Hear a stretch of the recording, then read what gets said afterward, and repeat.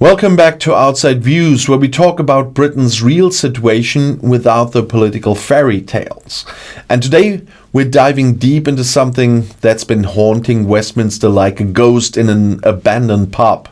The never-ending saga of the UK's dream of a golden trade deal with the United States. And the latest headline is quite a classic. According to Cabinet Office Minister Pat McFadden, a trade deal with the US is, and I quote, possible, not certain. Yeah, that's it. Welcome to British political optimism in 2025, where success is measured not by actual achievement, but by whether something is remotely within the laws of physics. McFadden's statement is significant not just because of what he said, but because of what he didn't say. He didn't promise a deal. He didn't set a deadline. He didn't even hint at a timeline. Instead, he gently reminded everyone that getting a deal is like chasing a rainbow with a butterfly net. Nice idea, great visuals, but don't bet your mortgage on it. And now let's break that down, because when British ministers talk about trade deals, there's always a thick fog of wishful thinking involved. For almost a decade now, the UK has been told that leaving the EU would open up endless exciting opportunities around the world. The fabled global Britain, the sunlit uplands, unicorns grazing freely on the white cliffs of Dover. In reality, trade talks have been painfully slow, politically toxic, and in the case of the US, nearly impossible. You see, Britain needs a deal with the United States far more than the United States needs a deal with Britain. And that's not me being cynical. That's cold, hard economic reality. The American economy is enormous. The British economy, post-Brexit, post-pandemic, and post-political chaos, is fragile. And Washington knows this. They have all the leverage. Yeah, they hold all the cards. And under President Trump, he's back, the US is not exactly in the business of charity deals. And Trump is transactional to his core. He doesn't care about special relationships unless there's something in it for America first. And he's already slapped tariffs on British goods like steel and cars. And Trump's motto for Britain could easily be pay up or shut up. And meanwhile, back in Britain, politicians desperately want something to show for all the promises made during the Brexit campaign. Enter McFadden, trying to sound hopeful while at the same time lowering expectations so gently that most voters barely notice the crash landing happening in slow motion. He said, there is serious engagement at high levels. Translation, lots of meetings, lots of expensive hotels, lots of talking, not much actually signed. And he also said they want a deal that's in Britain's interests. Well, that's nice. You would hope so. Because the last thing Britain needs is another rushed agreement that looks good in a press conference but falls apart under the weight of reality. And let's remember, Brexit itself was sold to the public on promises of great new trade deals. And yet, here we are, 5 years after actual leaving, still they are begging the Americans for a few crumbs. It's almost tragic if you think about it. The government says they won't make a hasty deal.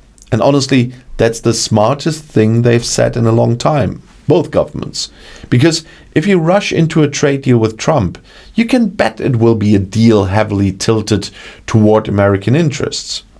And the risks for Britain are enormous. First, agriculture. American farming standards are much lower than British ones.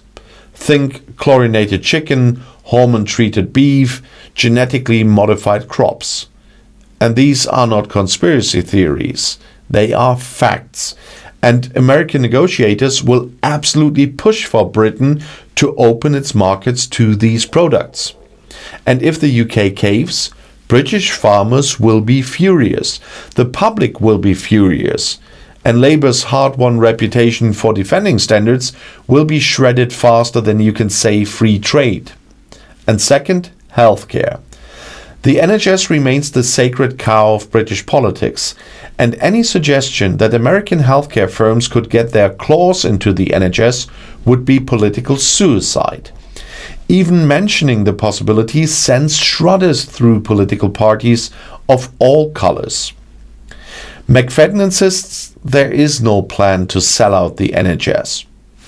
Good, but history teaches us that promises made during trade talks are often the first casualties when real negotiations get tough. And third, workers' rights and environmental standards.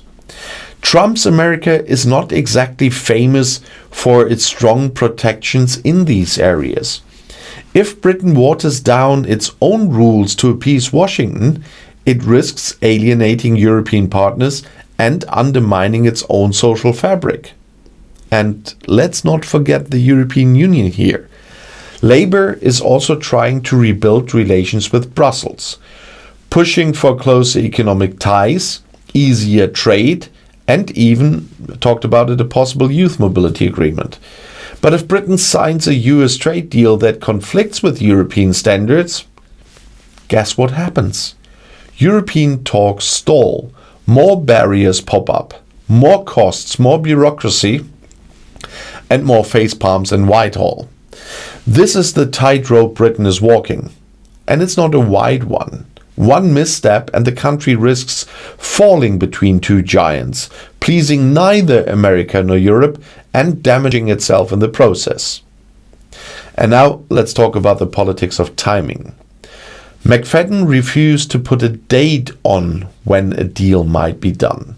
And that is smart, because, let's be honest, the next US election is looming. Anything signed today could be ripped up tomorrow if Trump changes his mind. And even if a deal is agreed, it has to get through Congress. Good luck with that, because Congress is split, chaotic, and hostile to anything that smells like an easy win for Trump. And getting a trade deal through the American political machine is like getting a cat to do calculus.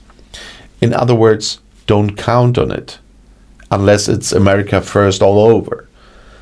So where does this leave Britain? Stuck, basically. Stuck between needing a trade deal for economic reasons, but knowing that any deal could be politically toxic.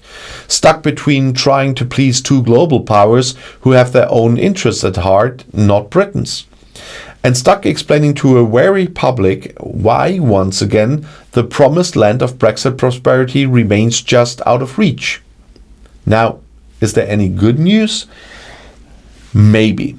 If Britain plays its cards carefully, it could secure a limited deal. Perhaps some tariff reductions, perhaps better market access for certain industries.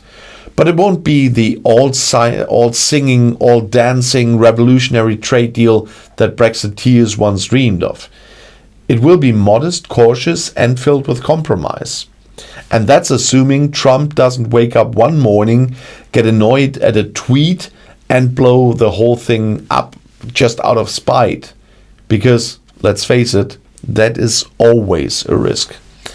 And at the end of the day, Britain must ask itself a serious question. What does it want to be? A serious player on the world stage? Building thoughtful strategic partnerships?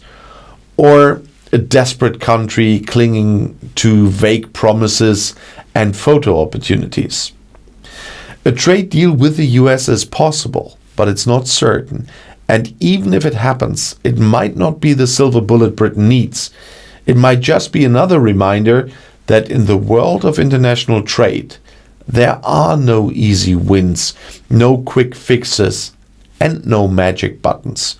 Only hard work, careful negotiation, and a willingness to defend your own interests without blinking. So thank you for watching Outside Views, and if you appreciated this honest, clear-eyed analysis, don't forget to like, subscribe, and hit the notification bell. We'll be back soon with more deep dives into the real state of Britain. So stay critical, stay curious, and remember, when it comes up to trade deals, believe actions and not promises. See you next time, and the next video is right here in the end screen.